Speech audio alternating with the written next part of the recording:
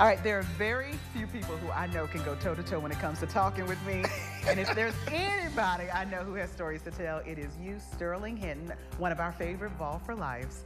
I'm so excited to talk to you because you have such an interesting story of rebranding yourself and just finding out how to best portray yourself for the decade, for the time. So first, let's get started. You know, obviously, you know, football is how everybody knows you. Yes. But let's go before that. You're not from Knoxville. No. You're from Passaic, New Jersey. How Passaic, in the New world Jersey. did you get to the University of Tennessee? It was amazing because you know I was recruited as an athlete for basketball and football coming out of high school back in the long time ago in the 80s. And so you know Tennessee didn't recruit me till mid part of my senior year, and I was blessed to have some impressive schools thinking I was a good enough athlete to be a part of their program.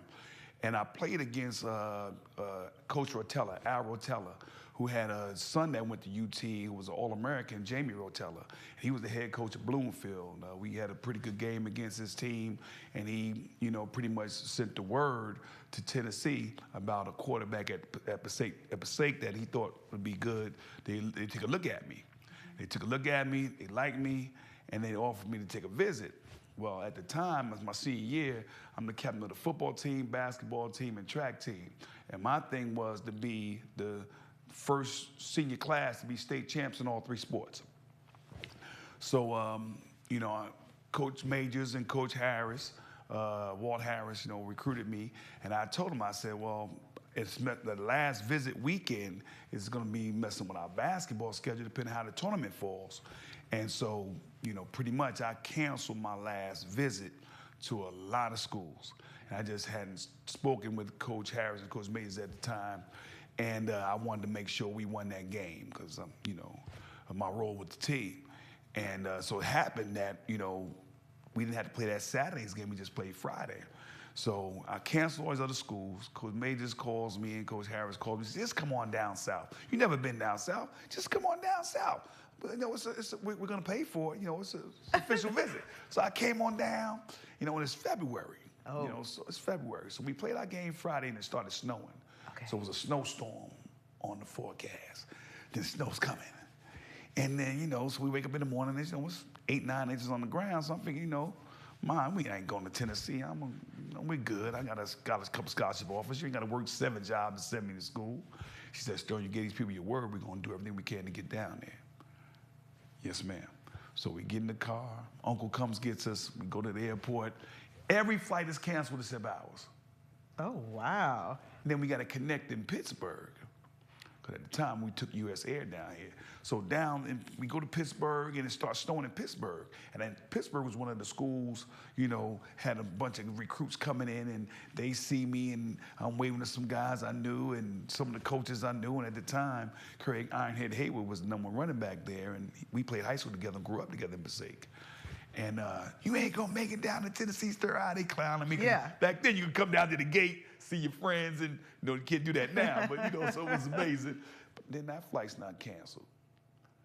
Gosh, like it's just meant to be. Meant to be. So I come down, and I got my big winter coat on, you know, my hat on. Get off the plane, it's 70 degrees. I never seen 70 degrees in February. That was a culture shock. And I said, Coach, it's not snowing here. Does it ever snow here? No, it never snows in Knoxville. You know, you get recruited, they take what you want to hear.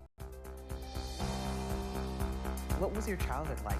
I asked you about New Jersey because I'm always fascinated on what different cities and towns are like. And I was like, is it like the big city, New Jersey, or is it more like Mayberry is what I call some of the small towns in New Jersey? You got some parts of Jersey that are, you know, very laid back. Mm-hmm. I just was in the city was very urbanized. You know, my city is 7 miles wide with over 70,000 people living in it. So that gives you an idea how urbanized my city is. And, you know, a lot of action. Grew up with a lot of action, a lot of things going on, always something to do. Right side or left side, you had to make choices. And I'm still scared of my mother to this day. So I did more right side than left. Yes. But, you know, yeah. What was the culture shock like for you when you got to Tennessee? Because you talked about it's not just the weather. If you're from up north and you're coming, this is the South. The full South. We got draws. We've got, you know, it's the South. The big culture culture shock for me was how much they did not know about hip hop. You know, because now it's mainstream. Everybody got a little taste of it. Everybody's got some hip hop in them. But 1986, I don't know. I can't recall BET being part of the cable package. You know what I'm saying? I'm running around rapping and doing my deal. Everybody looking at me like, who's this guy? And then half of the people on the team didn't understand what I was saying when I called to play in the huddle. Oh, because your voice, because I would talk so fast. And I have my New Jersey accent. So rest in peace, John Bruno, who ended up playing in the NFL, was also my teammate at the time. And rest in peace, Harry Galbraith, who was another lineman on my University of Tennessee football team at the time. And I would call a play in the huddle, then walk into the line, Bruno would look at Harry. Harry, what did he say? What did he say? During the games. And then Coach Harris and Coach Gruden, they try to get me to slow down calling the plays in the huddle because I want my linemen to know what the play is because they got to protect me. Right. Yeah. So I guess you didn't have those problems in New Jersey. Everybody knew what you were saying. Everybody knew what was going on. We got to know it's a different dialect, different cadence when you have a conversation, and that's what I had to adjust to. But it wasn't a big adjustment. It's just something you had to do. What was playing under Coach Majors like? Coach Majors was old school, Coach Majors was old school. Having the stuff he did now would be considered wrong to athletes. I'm intrigued. We didn't have a 20-hour rule. Let's be clear. We know it was a 20-hour rule. Quarterbacks with Coach Harris and Coach Gruden and Coach Majors, we probably hit that 20-hour rule third day of the week. And now you got a 20-hour rule where the game counts as 4. During the season. So, practices have a certain amount of time you can be there, and how much film work that is authorized film work is, to watch and learn the game plans. But I tell you, as a quarterbacks, that's why a lot of people changed positions back in the day, because to play quarterback, you had a lot of brain time you had to put in. And boy, did we do it. I needed it back then. When I first moved here, because I'm not a sports person, I've learned, UT has made me a sports person where I actually do now pay attention and kind of enjoy the game. Good. A lot of people talk about how big Neyland Stadium is and getting accustomed to the sound and the noise and the fans. Was that a big adjustment for you that first season? How can I say this? My first college game I attended was the first one I played. Never been to a college game. Wow. And we played on Saturdays in New Jersey, so I couldn't go to any games. Okay. When you run through that T, if you're not ready to play ball, after you run through that T, you don't have a heartbeat. You don't have a pulse. Something's wrong with you. If you don't feel that juice and ready to perform for them fans that came to watch you play and take that edge to the other team you're playing against, I don't care who it is, you don't have a pulse.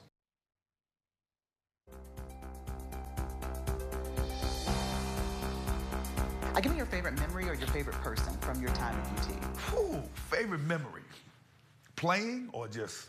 Either. Doesn't matter. Just something that I think we all can reflect on certain parts in our life. Like I remember my moments at FAMU, and there's certain stories that always just kind of stick out. What about your college career that sticks out for you, whether it's advice or another player that maybe poured into you? What sticks out for you? My favorite game, I'll say my favorite game was when I turned 21 and we played UCLA. We were underdogs by 20-some points. We went out to the Rose Bowl and beat them September 9th, 1989. Wow. My favorite person on the team is probably, oh my goodness, probably. I don't want to get you in trouble, but go ahead. No, I'm just saying because I'm thinking everybody on the team that played with this guy might say him. Okay. Harry Galbraith. Everybody loved Harry Love. Why?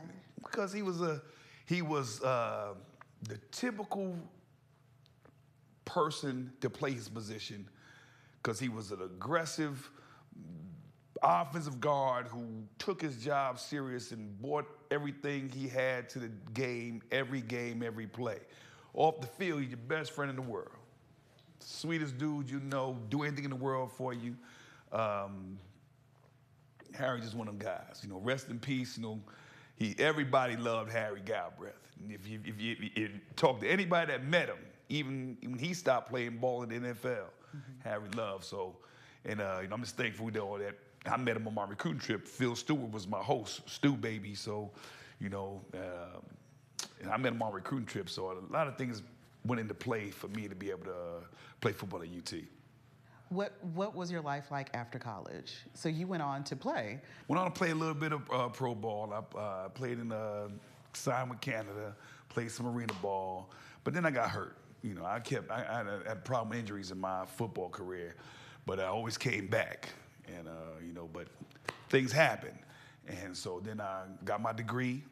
I've always been in radio, so I'm able to be on the radio, DJing, doing parties, and always find a way. We know. Always, hey, we know. Always find a way to, you know, keep a hamburger on deck and some fries, so you know, be okay. And then I got into worked with Warner Brothers. I was senior vice president of marketing for the Southeast region for the Rough Nation label. And I was in charge of 35 markets in the Southeast. When I first took the job, we were number 8, which was last as far as how the country was set up.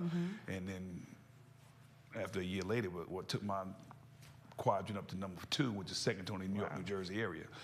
And been able to work with them. And then all of a sudden, you know, through the evolution of the music industry with Napster coming in, you know. And oh gosh, I forgot about Napster, well, yeah. Oh, keep it going. So then it would, with things that are happening, and so our whole marketing department got shut down. So we all got laid off. They made a deal with, I think it was with AOL to handle that stuff for them at the time, and you know, and I started doing some things with BET.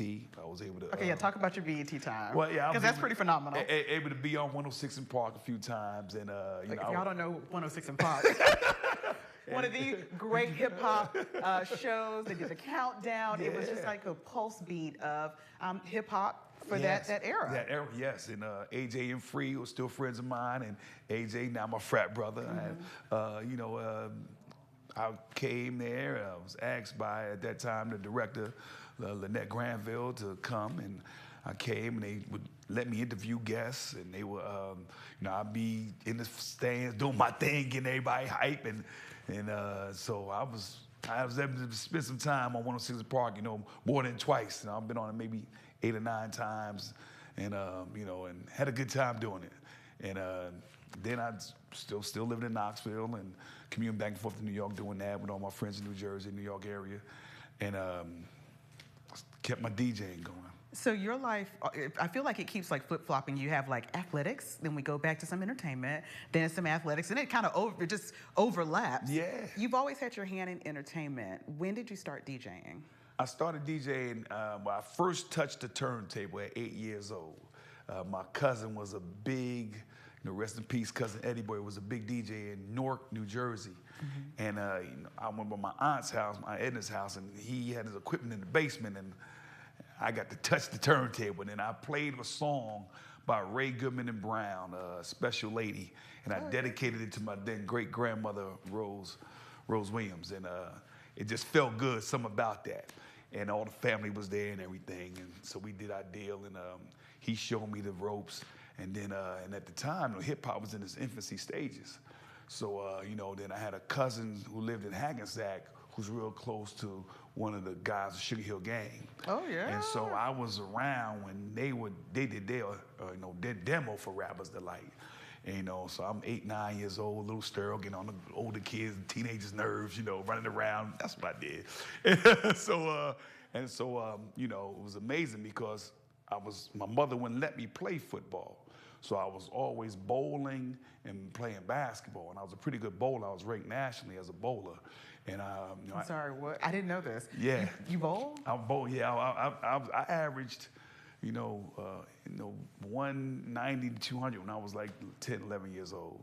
And that was, you know, back then that was unheard of. And then, you know, me being a person of color, it wasn't a popular sport for us back then.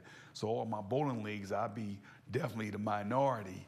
And some you the famous, ringer, come in through. Coming in and do my thing, but I love bowling.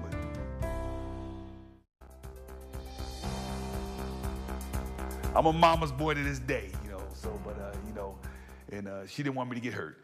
And so she let me play my 8th grade year, and she let me play to fail.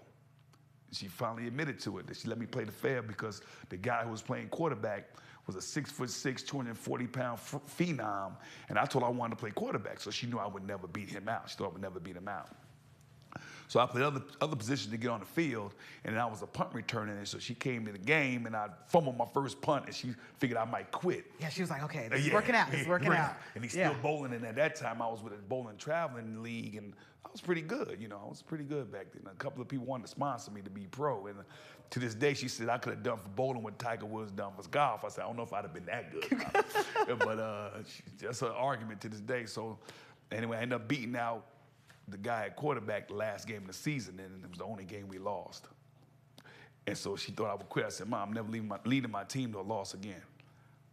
And that was it. That's how I started playing football in 8th grade. Then I had to give up bowling to play football because we played football on Saturdays and bowling was on Saturdays. I feel like I've just learned something new about you because I did not know that. I used to be a good little stroke. I used to roll that thing. Let's talk about your time now with UT, not as an undergrad, but coming back, the partnership that you have with the University of Tennessee in terms of being the DJ, the athletic DJ. It's more than just coming to play music. You really are a part of the fabric of the balls right now. It's a blessing. You know, I'm doing something I love to do. I've been doing it for a long time, and people that know me, like guys, my boys I grew up with, they say, Sterl, they down there, they got you doing things, man, and they don't know you do that stuff for free. I said, yeah. I said, well, now that I'm grown, and I just enjoy it. It's a blessing. You know, I never thought an opportunity like this would come. Barry Rice, who was then in charge of VFL Films, thought about it about 15 years ago. It just wasn't time. Okay. And he wanted me to start DJing the game, so I would just do music for highlight films. And he brought it to the table again, and it just wasn't happening. Then when Coach Jones came, Coach Jones came, he wanted to DJ. So at the time, because all the new rules that came down from the NCAA, Barry assumed that it might be a recruiting violation if I was a DJ. So he hired someone else to DJ that spring game. And so then Scott Altizer, who is now back in the fold, hired me to do an event at the complex for recruits. Okay. So I did my deal, and by the time, and that's before the spring games, you got to how that day might go. You think about that. So then we do the event in the morning, and then everybody's migrating down to the stadium for the spring game. Well, by the time I get there, the DJ that Barry hired is not there. The guy DJing in the DJ booth is Arian Foster. And at the time, Arian Foster was the leading rusher of the National Football League. Mm-hmm. And he was a VFL that came back for the game. So they asked, Sterl, get up there. I said, no, I can't, because I was under the impression it might be a recruiting violation. Right. But, Scott just had me DJ, so I wasn't going to cross any lines. So when Barry found out that it wasn't a recruiting violation, he hired me right away, and just blessed. And I don't know what happened to that DJ that that Barry hired for the spring game, but Barry came and got me, and since then it's been a blessing. If you've never done anything on stage or in front of an audience, there's a certain flow and chemistry. You got to find your footing. So was it hard to kind of figure out like your footing for the crowd? Well, it wasn't hard to figure out my footing. It was just I wanted to make sure I stayed in a lane. Because I've been DJing at that time for a long time. And I should be way better than what I am right now as long as I've been DJing, just to be honest with you. But I wanted to make sure I didn't try to bring too many lanes to this opportunity. Right. And so I wanted to err to caution and then grow in that lane. And that was my big thing. I wanted to make sure I was able to satisfy the masses and the ones that, I still had to work on keep on working to get them. Do you think it helps when, especially like players and those who may be interested in playing for UT, because it brings a little bit of the culture. It blends everything. It's a vibe. It's a vibe that a lot of young kids can really just kind of get with right now. Well, Tearsa is crazy because those are things that happen just so organically. Because I tell people, music brings people together. No matter how much you try to deny a certain genre, a certain era of any music, it brings people together. And man, music is the healing source of the world. OJ said it back in the 70s, and now you got an opportunity to bring people from 5 to 105, having 100,000 people inside one place together off a song. and then motivate our players to have a relaxed moment so they can play a game to the best of their ability and win for our fans. And that part right there, that's magic. Ah. Did you ever think, especially like in school, like, I'm still going to be in the stadium? Like all these years later. And look at me, I'm still in the stadium. I'm still at Neyland. Maybe come back and high-five some ex-teammates and get it affiliated with the young guys that are playing now. But I never thought this opportunity would present itself. And I'm thankful. I'm just thankful.